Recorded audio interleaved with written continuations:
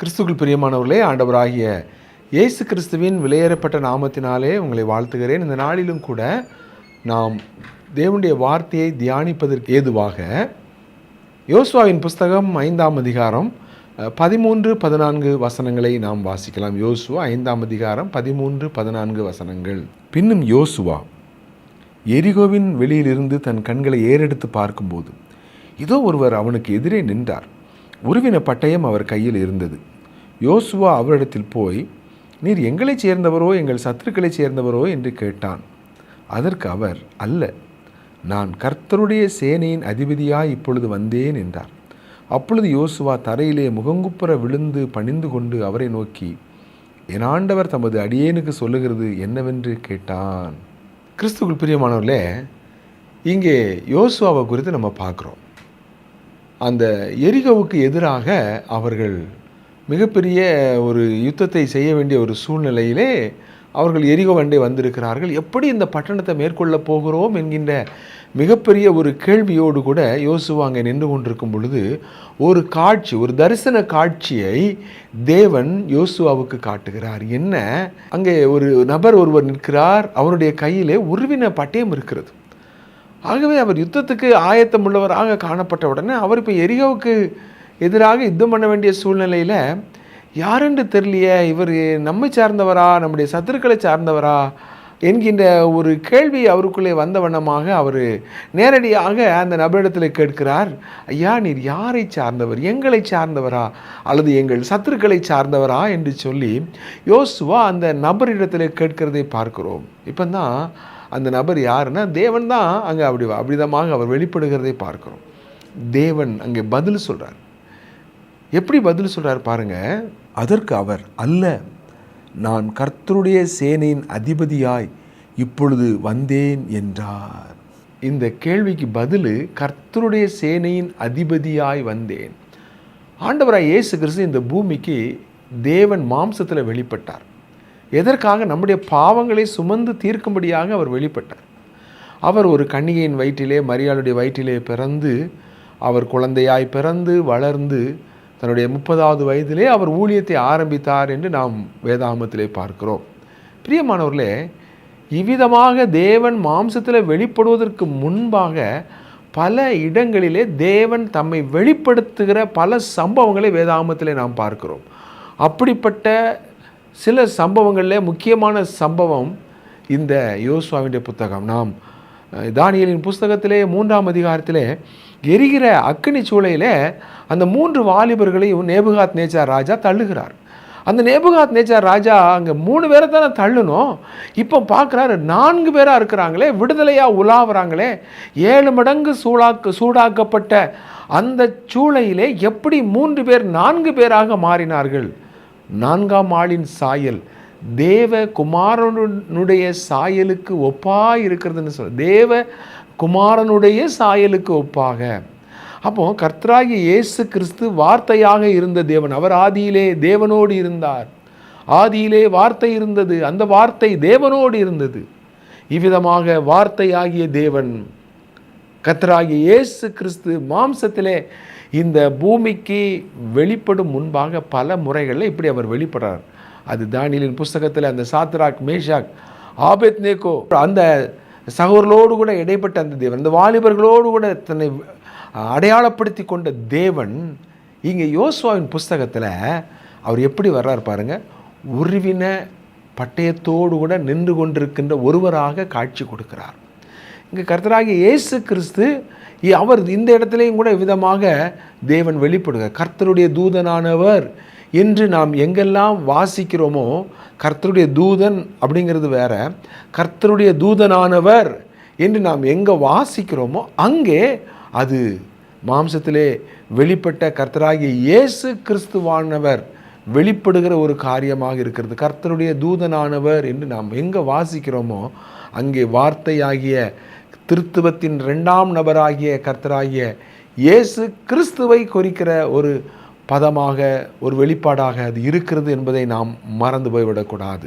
இங்கே பாருங்கள், இவ்விதமாக தேவன் வெளிப்படுறார். பொதுவாக நாம் தேவனை எப்படி நினைக்கிறோம் அப்படின்னா, அவர் நம்ம பக்கம் நிற்கணும், நம்ம ஜெபத்தில் என்னெல்லாம் கேட்குறோமோ அதையெல்லாம் அவர் நமக்கு செய்ய வேண்டும், அவர் நமக்காக யுத்தம் பண்ண வேண்டும்.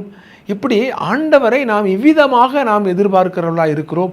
யோசுவாவும் அப்படித்தான் காணப்பட்டார் என்பதை இந்த பகுதியில் பார்க்குறோம். ஆனால் இங்கே ஒரு மிகப்பெரிய வித்தியாசம் என்ன அப்படின்னா, யோசுவாவுடைய எதிர்பார்ப்புக்கு அல்ல என்கின்ற பதிலை 14வது வசனத்திலே அங்கே ஆண்டவர் சொல்லுகிறதை நான் பார்க்கிறோம். அங்கே நீர் எங்களை சேர்ந்தவரா, எங்கள் சத்துருக்களை சேர்ந்தவரா என்று யோசுவா கேட்கின்ற பொழுது, அதற்கு 14ஆம் வசனத்தில், யோசுவா 5ஆம் அதிகாரம் 14ஆம் வசனத்தில் ஆண்டவர் என்ன பதில் சொல்கிறார் பாருங்க. யோசுவா 5:14, அதற்கு அவர், அல்ல, நான் கர்த்தருடைய சேனையின் அதிபதியாய் இப்பொழுது வந்தேன் என்றார். அல்ல, நோ, இல்லைங்க அப்படிங்கிற வார்த்தை சொல்ல, எங்களை சார்ந்தவர். இந்த இடத்துல நம்ம கற்றுக்கொள்ளக்கூடிய ஒரு ஆவிக்குரிய சத்தியம் இருக்கிறது. என்ன, அநேக வேளைகளில் நம்ம தேவனை எப்படி நம்ம எதிர்பார்க்குறோன்னா, நம்ம ஜெபிக்கிறதுல என்னெல்லாம் நம்ம ஜெபத்தில் சொல்கிறோமோ அதையெல்லாம் அவர் செய்ய வேண்டும்.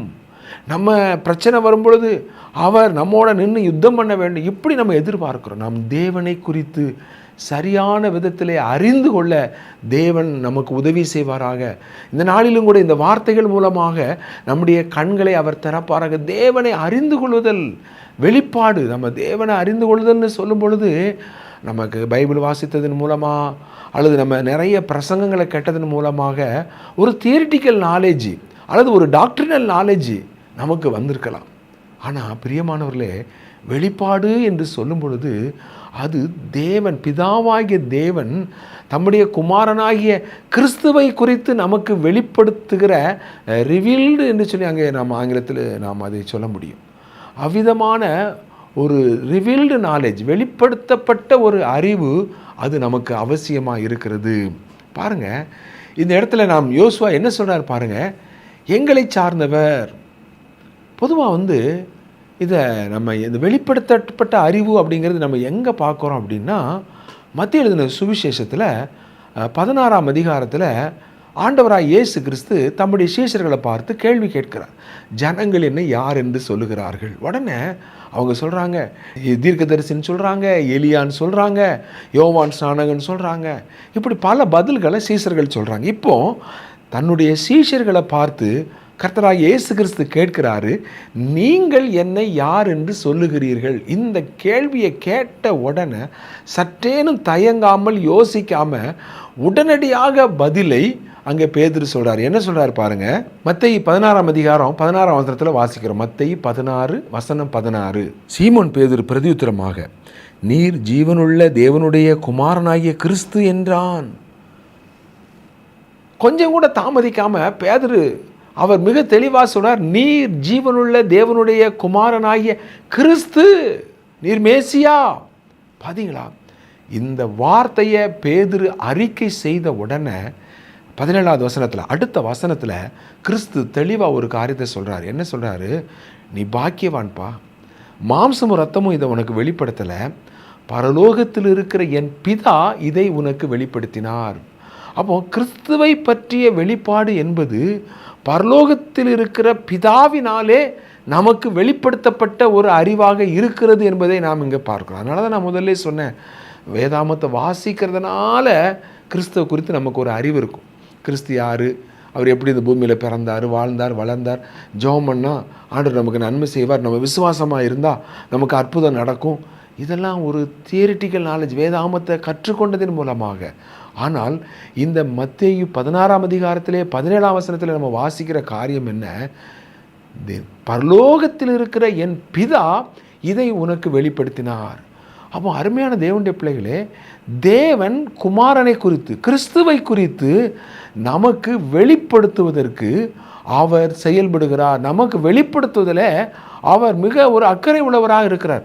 ஆண்டவர் இயேசு கிறிஸ்து அழகாக பாயிண்ட் அவுட் பண்ணி சொல்கிறாரு, உன்னுடைய சொந்த ஞானத்தினாலே அல்லது மாம்ச அறிவினால நீ இதை கண்டுபிடிக்கலப்பா, அது மாம்சமும் ரத்தமும் இதை உனக்கு வெளிப்படுத்தலை.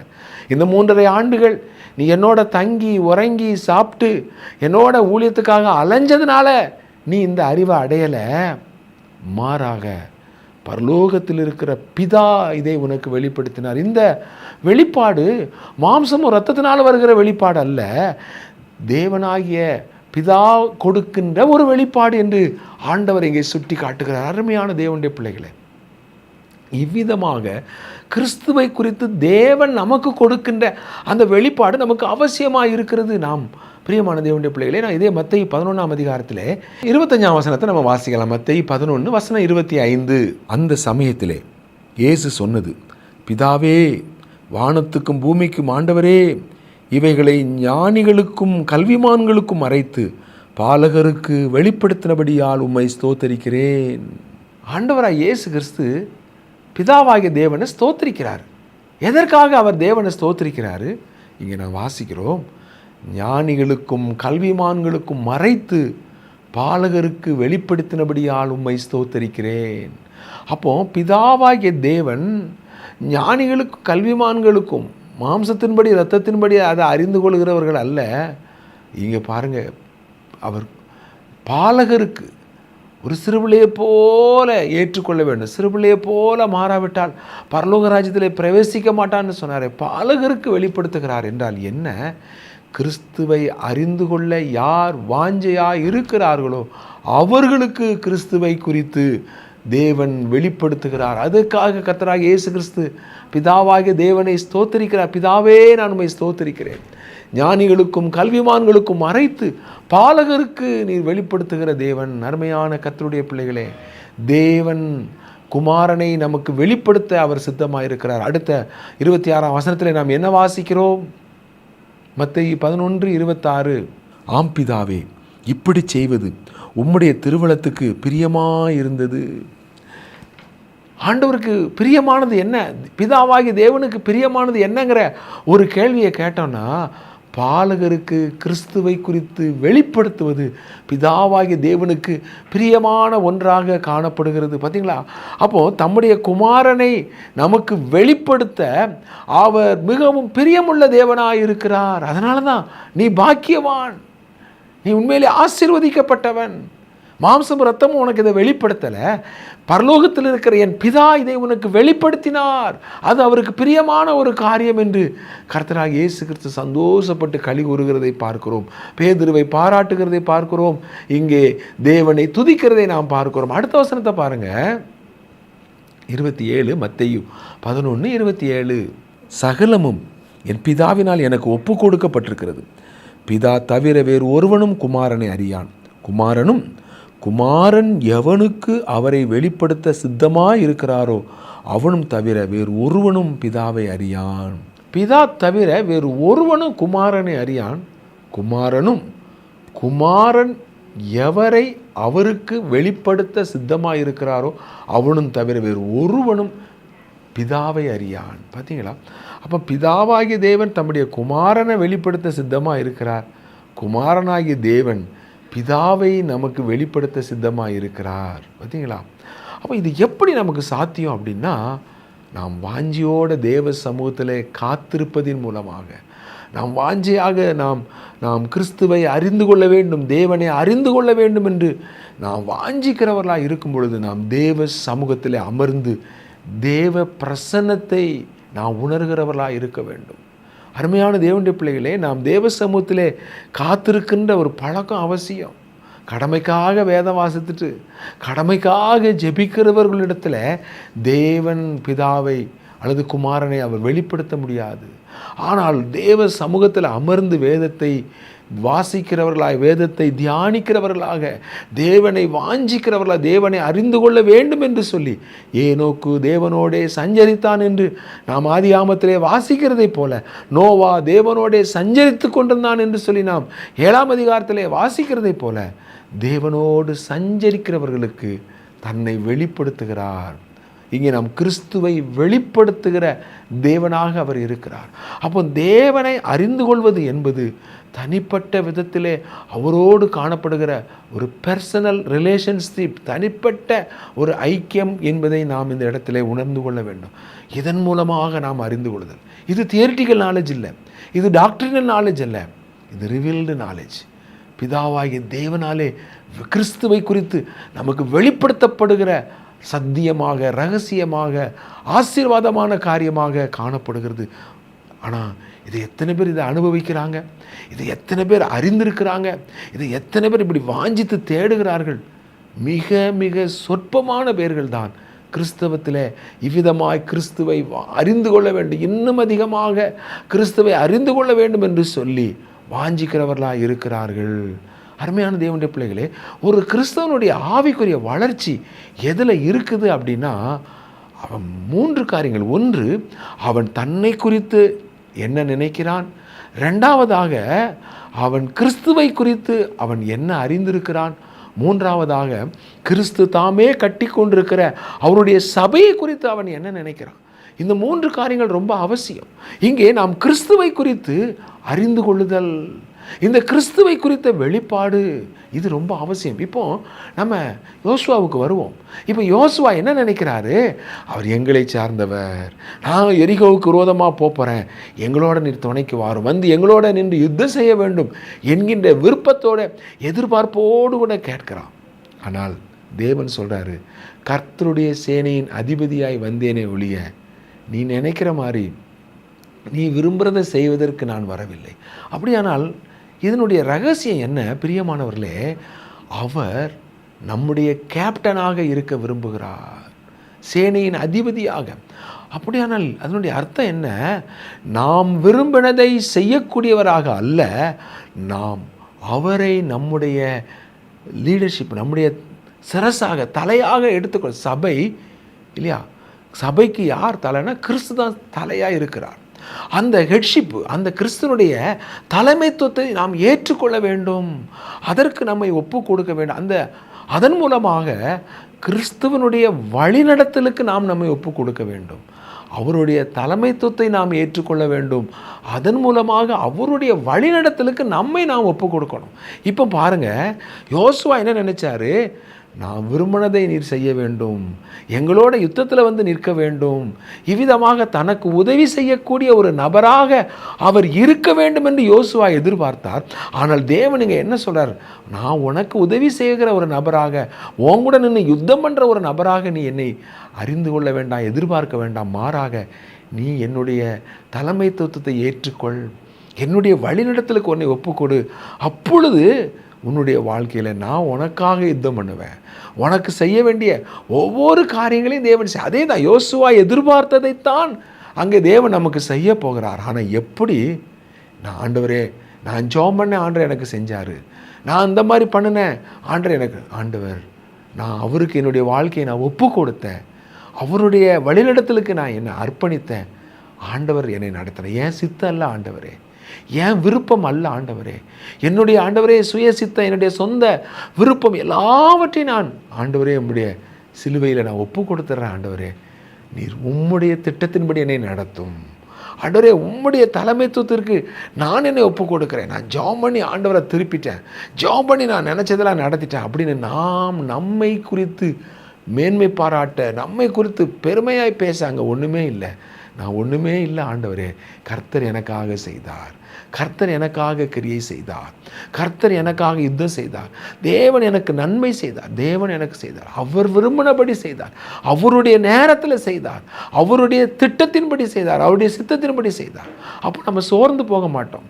அப்போ சில தாமதங்கள் வரும் பொழுது சந்தேகப்பட மாட்டோம். தேவன் மேலே அசைக்க முடியாத விசுவாசத்தோடு ஆண்டவருக்குள்ளே நாம் தொடர்ந்து வளர்ந்து பெறுகிறவர்களாக இருப்போம். நாம் உண்மையிலே கர்த்தருக்குள்ளே நாம் உற்சாகமாக நாம் பலப்படுகிறவர்களாக இருப்போம். நம்ம பின்வாங்க மாட்டோம், நம்ம கேள்வி கேட்க மாட்டோம். ஏன் கர்த்தர் எனக்கு இதை செய்யலை, நான் எவ்வளவோ ஜெபம் பண்ணிட்டேனே, நான் எவ்வளவோ உபவாசம் பண்ணிட்டேனே, ஏன் என் வாழ்க்கையில் இது நடக்கலை, ஏன் என் பிள்ளையின் வாழ்க்கையில் கர்த்தர் இப்படி ஒரு காரியத்தை அனுமதித்தார், ஏன் என் பிள்ளையின் வாழ்க்கையில் இது நடக்கலை, இந்த கேள்வியை நம்ம கேட்கவே மாட்டோம். நாம் தேவனை நமக்கு உதவி செய்கிற நபராக அறிந்திருப்போமானா இந்த கேள்வியை கேட்டுக்கிட்டே இருப்போம். தேவனை நம்முடைய தலையாக நாம் ஏற்றுக்கொண்டு அவருடைய வழிநடத்தலுக்கு ஒப்பு கொடுக்கும் பொழுது நாம் ஆவிக்குரிய வாழ்க்கையிலே வளர்ச்சி அடைகிறவர்களாக இருப்போம். நாம் தேவனுடைய சித்தத்தை செய்கிறவர்களாக இருப்போம். தேவனுடைய சந்தோஷம் சமாதானத்தை அனுபவிக்கிறவங்களாக இருப்போம். தேவன் மேலே சந்தேகமே வராது. எந்த விதத்திலும் நாம் முறுமுறுக்கிறவர்களாக, குறை சொல்லுகிறவர்களாக நாம் காணப்படவே மாட்டோம். எனக்கு அருமையான தேவனுடைய பிள்ளைகளே, நம்முடைய வாழ்க்கையிலும் கூட பாருங்கள், அப்போ உண்மையிலே நாம் கர்த்தருக்குள்ளே நாம் வளருகிறது என்று சொல்லும் பொழுது 2 காரியம். நான் தேவனுக்குள்ளே ஒருத்தர் வளருகிறார் என்றால் அங்கே 2 காரியம் நடக்கணும். ஒன்று, அந்த டிவைன் growth, அந்த ஆவிக்குரிய வளர்ச்சி என்பது முதலாவது ஐக்கியத்துக்கு நேராக நடத்த வேண்டும். நான் ஆண்டவருக்குள்ளே வளர்ந்துட்டேன் அப்படின்னு சொல்லும் பொழுது யாரையும் நேசிக்க முடியாது, யார் எனக்கு தேவையில்லைன்னு சொல்லி நாம் மற்றவர்களை அசட்டை பண்ணுகிறவர்களாக, அற்பமாக எண்ணுகிறவர்களாக அல்ல, நாம் தேவனுக்குள் நாம் வளருகிறவர்களாய் காணப்படும் பொழுது அந்த ஆவிக்குரிய வளர்ச்சி நம்மை ஐக்கியத்துக்கு நேராக நடத்தும். ஃபெல்லோஷிப்புக்கு நேராக நடத்தலைன்னு சொன்னால் அந்த வளர்ச்சி ஆவிக்குரிய வளர்ச்சியாக இருக்காது. அது வெறும் உலக பிரகாரமான ஒரு வளர்ச்சியாக இருக்கும். நமக்கு நிறைய பைபிள் தெரிஞ்சிருக்கலாம், நமக்கு நிறைய வசனம் தெரிஞ்சிருக்கலாம், நம்ம நல்ல ஜெபம் பண்ணலாம், நம்ம ஊழியம் செய்யலாம். ஆனால் இவைகளெல்லாம் இருந்தும் அன்பு எனக்கு இல்லாவிட்டால் நான் ஒன்றுமில்லை என்று 1 கொரிந்தியர் 13 சொல்கிறத போல, நான் உண்மையிலே ஆவிக்குரிய வாழ்க்கையில் நான் வளர்ச்சி அடைஞ்சிருக்கிறேன் அப்படின்னா அது ஐக்கியத்துக்கு நேராக என்னை வழி நடத்த வேண்டும்.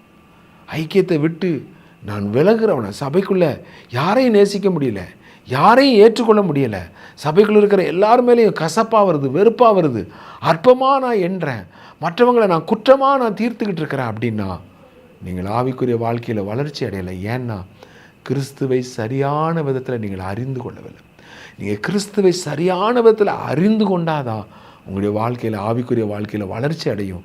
இல்லைன்னா உங்களுடைய ஆவிக்குரிய வளர்ச்சி தடைபடுகிறதா இருக்கும். காலங்கள் செல்லலாம், ஆனால் காலத்தை பார்த்தால் போதகராக இருக்க வேண்டியவர்கள் அவங்க பாலுங்கிற குழந்தைகளாக இருக்கிற பரிதாபமான நிலைமையை எபிரேயரில் நாம் வாசிக்கிறோம். காலத்தை பார்த்தா போதகராக இருக்கணும், ஆனால் இங்கே பாலுங்கிற குழந்தையை போல இருக்கிறாங்கன்னு சொல்லி அவர் வேதனையோடு கூட எபிரேய ஆக்கியன் எழுதுகிறத பார்க்கணும். 2வது, ஆவிக்குரிய வளர்ச்சி என்று சொல்லும் பொழுது இந்த டிவைன் growth, அந்த டிவைன் growthங்கிறது என்ன? 2வது காரியம் என்னென்னா கிறிஸ்துவனுடைய நற்பண்புகளை, கிறிஸ்துவனுடைய சாயலை நமக்கு வெளிப்படுத்துகிறதாக இருக்கும். அருமையான தேவனுடைய பிள்ளைகளே, நான் வளர்ந்துட்டேன், நான் ஆவிக்குரிய வாழ்க்கையில் வளர்ச்சி அடைஞ்சிருக்கிறேன்னு சொன்னால் நான் கிறிஸ்துவனுடைய சாயலை வெளிப்படுத்துவேன். நான் முறுமுறுக்கிறவனா, நான் குறை சொல்கிறவனா, நான் புரணி பேசுகிறவனா, தேவையில்லாத காரியங்களை இவ்விதமாக அந்நிய காரியங்களை தலையிட்டு கொண்டு இவ்விதமாக நான் காணப்படுகிறவனாக இருக்க மாட்டேன். நான் வளர்ச்சி அடைஞ்சிட்டேன்னு சொன்னால் அது ஆவிக்குரிய வளர்ச்சியாக இருக்குமானா கிறிஸ்துவனுடைய சாயலை நம்முடைய வாழ்க்கையில் நம்ம வெளிப்படுத்துகிறவங்களா இருப்போம். அதுதான் வளர்ச்சி. அப்போ வளர்ச்சி நம்மை ஐக்கியத்துக்கு நேராக நடத்த வேண்டும். நாம் ஆவிக்குரிய வளர்ச்சி நம்மை கிறிஸ்துவின் சாயலை நம்முடைய வாழ்க்கையில் வெளிப்படுத்தணும். இதுதான் வளர்ச்சி. அப்போ இந்த ஆவிக்குரிய வளர்ச்சி நமக்குள்ளே வரணும்னு சொன்னால் பரலோகத்தில் இருக்கிற பிதா கிறிஸ்துவை குறித்து நமக்கு வெளிப்படுத்துகிறவராக இருக்கணும். இந்த வெளிப்பாடு இருந்தால் தான் நாம் கிறிஸ்துவை அறிந்து கொள்ள முடியும். அப்பொழுது நம்முடைய வாழ்க்கை வளர்ச்சி அடையும்.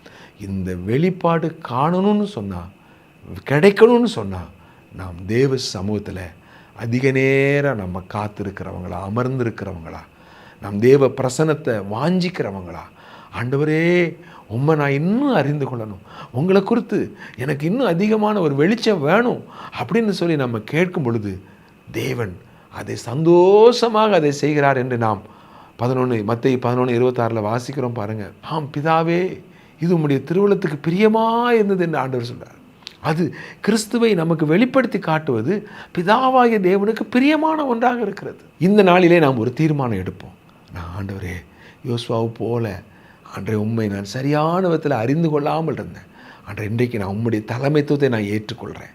உம்முடைய வழிநடத்தலுக்கு என்னை ஒப்புக் கொடுக்கிறேன். நான் விரும்புகிறபடி அல்ல, நீர் விரும்புகிறபடி காரியங்களை என்னுடைய வாழ்க்கையில் மகிமையாய் நீர் என்னில் வெற்றில் சிறந்து மகிமையாய் என்னில் நடப்பித்து ஆண்டவரே உம்முடைய பரிபூரண ஜீவனை அநேகருக்கு நான் வெளிப்படுத்துகிற ஒரு ஆசீர்வாதத்தின் பாத்திரமாய், உம்முடைய ஆண்டவரே சந்தோஷம் சமாதானத்தை பூரணமாய் அனுபவிக்கிற ஒரு பாத்திரமாய் நான் காணப்பட கர்த்தர் எனக்கு கிருபையும் இரக்கமும் பாராட்டுவீராக என்று நாம் ஜெபம் பண்ணுவோமா? நாம் ஜெபம் செய்வோம். எங்கள் நல்ல ஆண்டவரே, இந்த வார்த்தைகளை கேட்டுக்கொண்டிருக்கிற அருமையான பிள்ளைகளுக்காக ஸ்தோத்திரம். கிறிஸ்துவை அன்றைய தேவனாகிய உம்மிடத்திலிருந்து அவர்கள் அந்த வெளிச்சத்தை பெற்று அறிந்து கொள்ள அன்றைய உதவி செய்யும். அதன் மூலமாக உம்முடைய பரிபூரண ஆசீர்வாதங்களை பெற்று அனுபவிக்க கிருபை செய்யும். ஆண்டவரே, இந்த வார்த்தைகளை கேட்ட ஒவ்வொருவரையும் ஆசீர்வதியும். இயேசு கிறிஸ்துவின் நாமத்தில் ஜெபிக்கிறோம் எங்கள் நல்ல பிதாவே. ஆமென், ஆமென். பிரியமானவர்களே, நீங்கள் நேரம் ஒதுக்கி தேவனுடைய வார்த்தையை கேட்டதற்காக உங்களுக்கு நன்றி சொல்கிறோம். நீங்கள் யூடியூப்பிலே ராஜ்குமார் தங்கமணி என்று ஆங்கிலத்திலே டைப் செய்வீர்களானால் நீங்கள் இன்னும் அநேக செய்திகளை நீங்கள் கேட்கலாம். கேளுங்கள், மற்றவர்களும் கேட்கும்படி அறிமுகப்படுத்துங்கள். கர்த்தர் தாமே உங்களை அபரிவிதமாய் ஆசீர்வதிப்பாராக. நாம் மறுமுறை சந்திக்கும் வரைக்கும் தேவ கிருபை உங்களோடு இருப்பதாக. ஆமேன்.